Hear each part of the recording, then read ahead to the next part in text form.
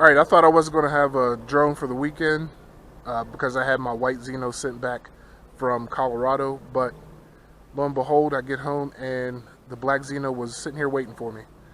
So it's exactly the same as the white one, except for it has the black controller and the drone itself is black. So if we go around it, you can see everything that was white is now black. Same with the bottom, and the battery is all black, has like blue writing.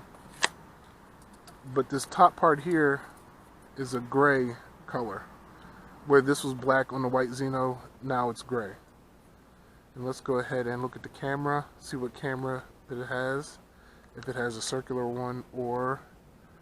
Okay, there's the camera, it's not the circular one. So I believe this is the new style that they have. So we'll just run around the front of it. And we'll go ahead and look at the controller. The controller, that's it, it's just black. There's no gray on it. It's just the controller is all black. Okay, so I'm going to do a compass calibration because it came from China. So that's probably where it was calibrated. So if I were you and I get a drone from anywhere, I would go ahead and calibrate first. So we'll go ahead and do that and then get it up in the air.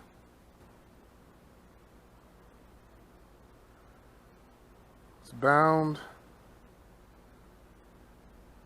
Good GPS. So I'll go here and do a compass calibration.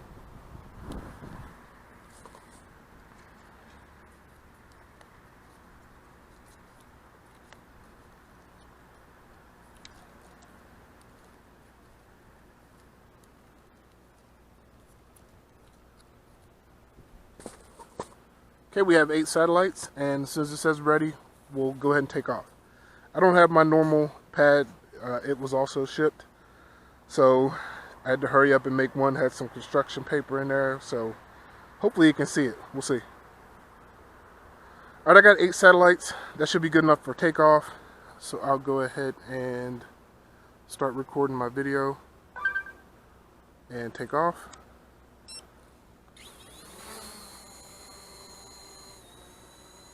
It's hovering. Try to get close to it.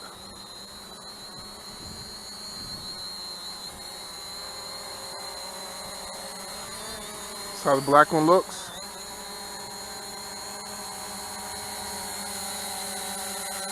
Spin it around.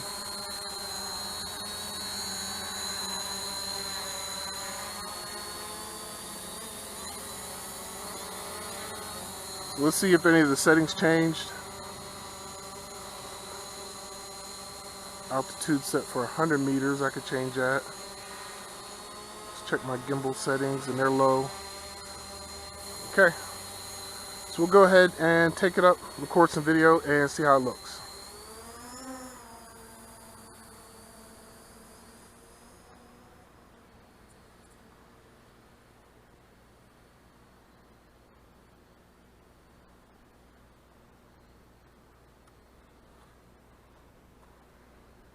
So one thing I didn't do is go into the maps and make sure it is where it's supposed to be.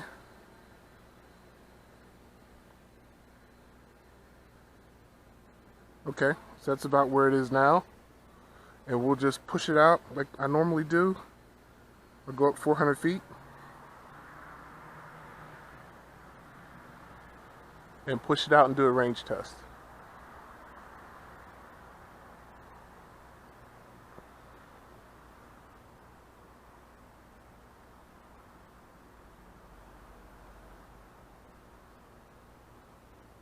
Bring it down a little.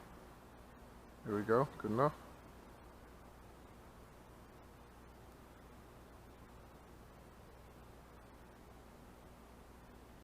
Still can see it. 1,800 feet. And it's just a dot out there. So again, it's kind of blinking in and out to where I can't see it. Now I lost it. And that was around a little over 2,000 feet. It was just a little dot that would blink every now and again. So again, these quads, you don't need to go a mile and a half. You're supposed to fly line of sight, so, and I guess you can consider seeing a little dot in the sky line of sight, but that's all I could see, and that was a little over 2,000 feet. So I'm out 31. This is about the normal range. 3,000, a little over 3,000, so I'll go ahead and pull back. Okay, too late, I already lost all. Okay, I'll go ahead and hit home. Looks like I have GPS hold. Hit automatic return and see how close it comes to the apron. There we go, back in. Let's bring it up and check the horizon. Seems to be pretty good. I can put the grid lines on. And looks like my horizon is straight. So I'll just bring it down. Coming in at 17 miles an hour. Okay, so it's almost right above me. And there shouldn't be any difference between this Zino and the white one. And there hasn't been so far with me flying it. With the newest update, it should try to find the parking apron and land pretty close to it. Again, it lifts up on the camera at the last second, so it uses its GPS for the final few feet of descent, so it might be a little bit off. And it usually starts to find the apron around 50 feet up. And it seems to me like it finds it more often than the FIMI X8. Of course, the FIMI X8 allows it to try to land all the way to the ground using the camera, whereas this camera flips up, but sometimes, and a lot of times, the FIMI doesn't even find the parking apron. Okay, so it's coming down, and I noticed that when I took off, see where the apron is off to the right? And whenever it was getting its GPS lock, it seemed to drift a little bit to the right. So that's probably where it's going to try to land, and it is over towards the right. So I'm going to try to take off from the apron again, now that I have 12 satellites. So I'll stop to return home. It wouldn't let me find the apron anyway, because I was still recording. You have to turn recording off before it'll find the apron. So we'll go ahead and land it. Okay, so we'll go ahead and take off from here again. And we'll let it settle in at its location. So that's more like it. Remember last time it drifted over to the right some? So now it's telling me it really thinks the GPS is there, so that's better. So now we'll take it up and out some. We won't go too high this time. I just want to check the parking apron. And then we'll turn around and hit the return home button.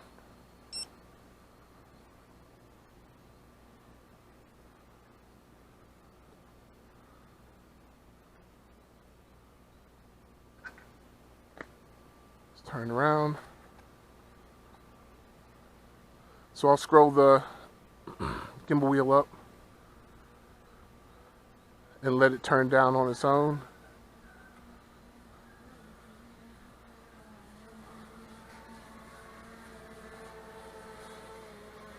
Okay, so it's over the apron. Once it gets down to about 50 feet, it should turn the camera down.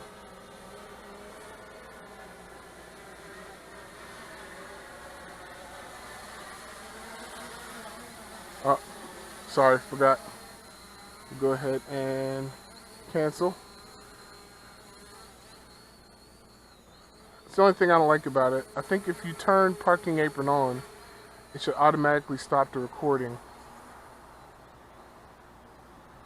so that you don't have to remember to do it. So we'll try this one more time. Turn home. This time, as soon as it gets over the parking pad, I will stop the recording.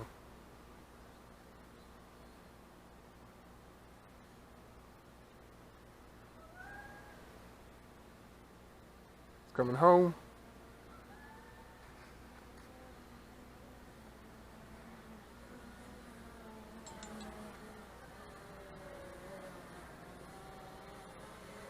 Right above. And then I'll stop recording on the video. 103,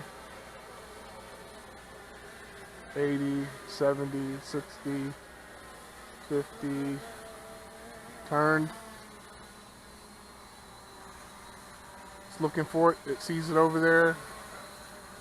It's moving itself.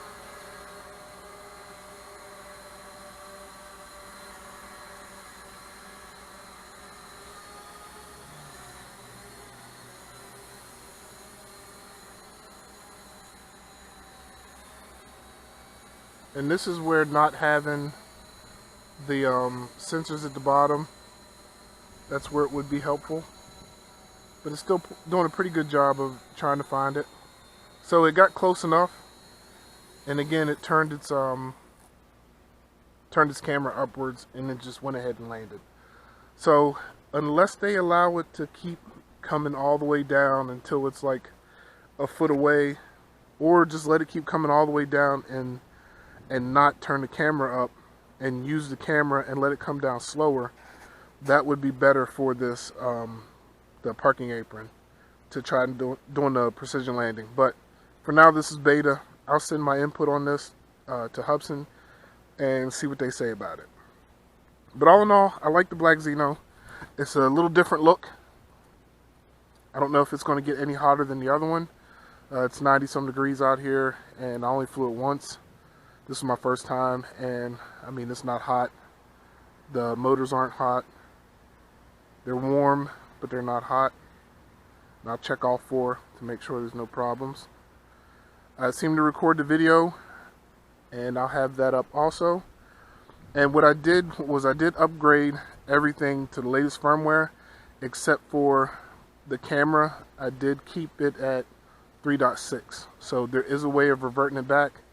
I'll go ahead and put the instructions or a link to the instructions in the description, but you don't want to have the latest firmware version for the camera because it's no good at all. Anyway, that's it for the Black Zino, and I'll do some more flights with it. Maybe I'll keep this one and get rid of the white one. I did notice some vents here on the arms. I'm wondering if these were on the white ones. I don't remember seeing them. They probably were, but if not, I'll come back and let you know. Alright, that's it for the review. Thanks for watching, and stay tuned. I'll be doing more reviews, more coupons, and we'll see you next time.